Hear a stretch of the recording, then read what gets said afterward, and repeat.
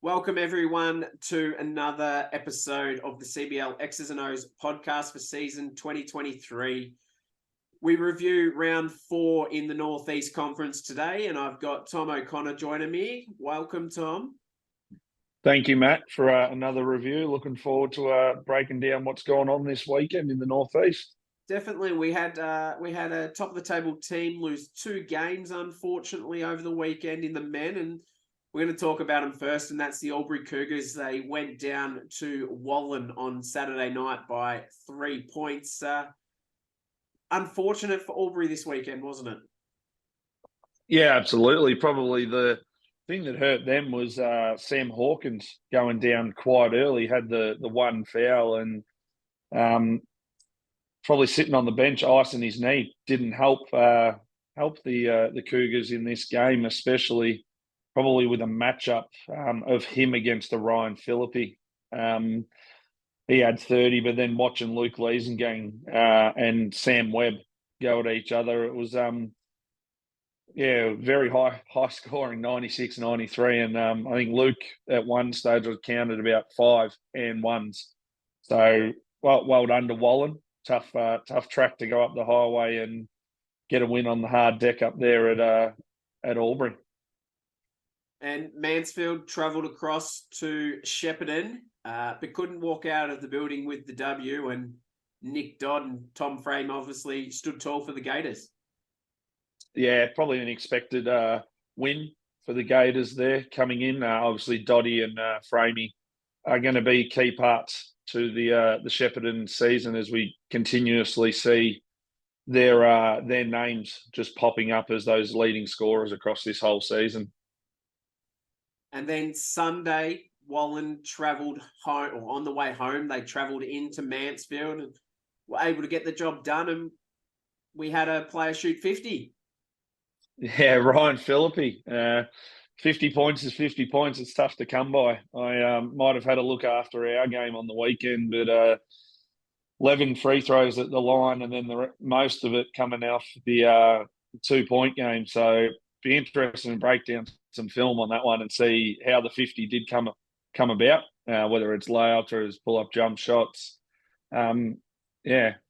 Probably yet again an expected result, a top team playing against one of the lower end teams in Mansfield. So it's good to see Abe Cox leading that group.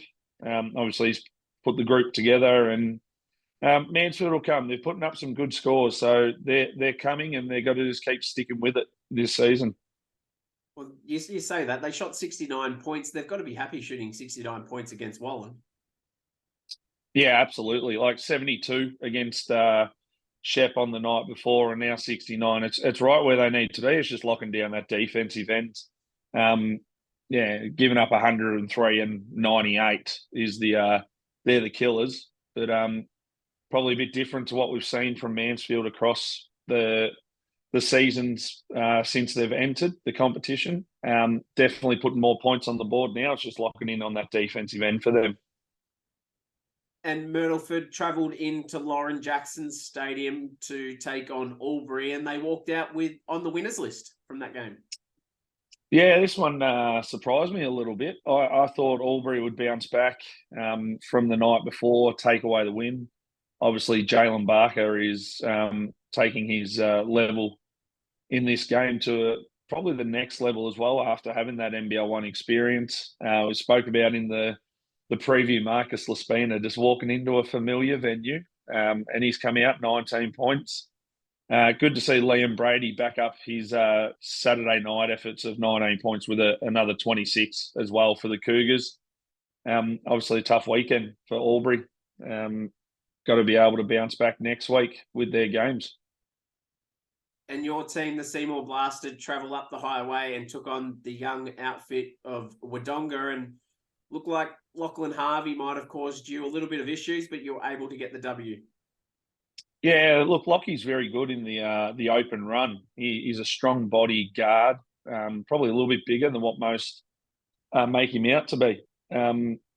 Very physical. Probably the other name that's there is Cohen Ainsworth as well. Very shifty, very quick.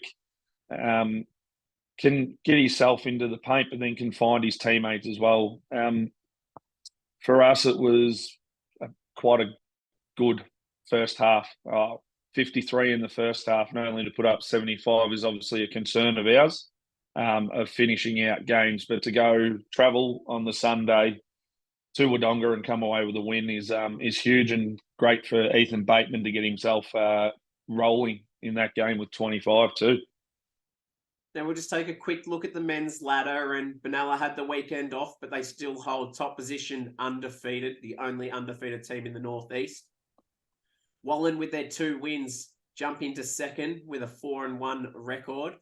Myrtleford getting over the line against Albury, sitting third with a 3-1 record, and Albury dropped, they were in the top 2, I believe, at the start of the round. They've dropped to 4th with their 2 losses over the weekend, tied with Shepparton, who are 5th. Seymour sitting under them 2-2.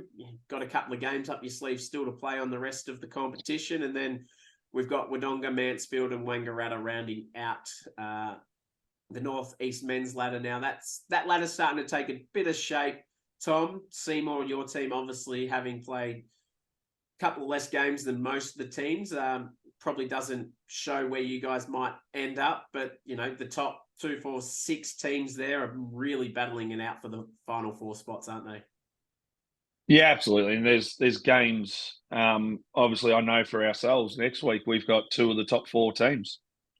Huge games for us, but it's probably going to take a lot more shape as these teams play each other. You see the likes for us. We've played Wangaratta, we've played Wodonga, so we've only got 1 more against Mansfield in those lower end teams as we currently sit there ourselves. But everyone's got to play each other in that top 5 or 6, and it's really going to probably, I say, across the next 3 weeks as we move towards round 6 and 7, it's going to really take that shape as to who finals are going to be and where people are going to be looking to battle for home finals. I think is going to be the huge caper this season.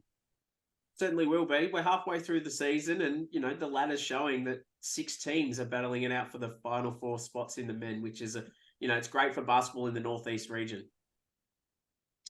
Absolutely, Matt. Absolutely. It's great. It's great to see that there's more teams now working on their craft as well. And let's take a look at the women. Now, there was only 3 games this weekend, but Albury really stamped their authority on the competition to continue their undefeated record, belting Wallen significantly. Yeah, absolutely. You see Jade McCowan comes back in, and obviously Alira McCowan come back in. So Sister Kajana's been obviously leading that charge, but probably for Jade, it's great to see her back on the floor, especially to probably big thing for Albury is that the McCowan name of obviously with their dad being such a legend across the Bandits more so, but apart across Albury basketball. But yeah, it's a huge percentage booster to get them up nice and higher, and obviously some back to the drawing board for Wallen themselves to see where they need to improve. And Shepparton hosted Wodonga, and they obviously couldn't control Elizabeth Murphy and Jessica Freeman. They obviously did a lot of the damage for the Wodonga Wolves. Yeah, absolutely. They're 2 class acts. They're obviously in the state program for a reason. With that those under 20s teams, and yeah, well done to them putting up obviously 55 points between the 2 of them. Be interesting to see who scored the other 7 or if there was a bit of a point spread there. But for Shepparton, it's keeping a team to 62 is good. It's that offensive end now that they've got to gain some more confidence within those within the younger girls on the side too. And then we talk Sunday. We talk about Elizabeth and Jessica again holding the fort for Wodonga. They've welcomed Seymour into Wodonga Leisure Centre, and they've given them their first defeat of the season. Yeah, we're actually at the senior secondary school. There was a change with this venue, so a very nice venue.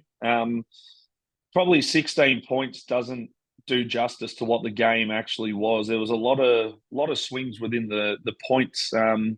experience of Wodonga was clear with Rachel Jeffrey was playing and just taking control of the group when she was on the court. Obviously, Elizabeth Murphy and Jess were the scorers. I believe Jess did foul out right towards the end of the game. But at one stage, it got back to 4 points, and especially for us standing there on the side, we were thinking, oh, this is going to overtime. Our game's going to be later. Credit to Wodonga, stuck true to what they do, got good looks, touches in the paint, and finished their plays as well. So it was clear experience for them. And we'll have a look at the women's ladder quickly, and Albury with their win on the weekend continued their undefeated streak with a 3-0 record, followed closely behind with Wodonga, who have got the 3-1 record. Seymour sitting there with a 2-1 record, and Shepparton rounds out the top four with a 1-3 record. And unfortunately, Wallen have been unable to get on the winners list so far. But the top four teams are going to battle it out, and it's all going to come down to a semi-final game, which could go either way pretty much when we get to the semi-finals. Yeah, absolutely. I think your top three are your clear standouts for the competition right there. It's going to be interesting how the second games are that they play against each other. Now you've seen each other, the old point spread. Got to be able to cover the old head-to-head points, and obviously for Seymour going into that one down 16 against Wodonga, that's a key target. You got to get up 17 just to be able to hold that head-to-head if it does come down to a crunch of who's playing a home final and who's playing an away. It's huge. The home crowd advantage pays dividends when it does come to finals, Matt, as you have seen across all these times. It certainly does. The home final is what you want, but it doesn't mean everything.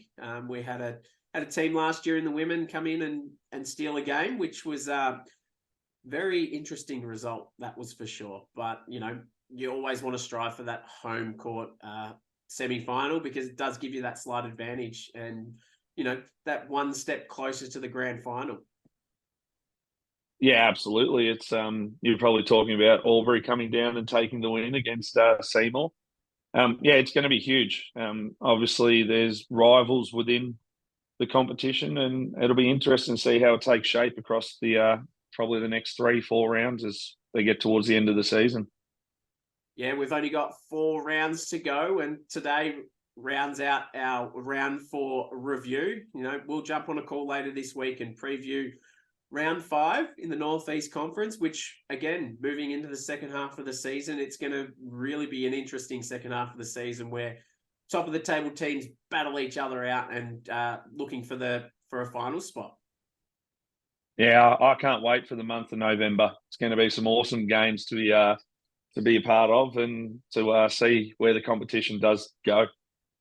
Certainly. So we've got 4 rounds to go in the Northeast Conference, and let's stay tuned for our round 5 preview to drop later this week.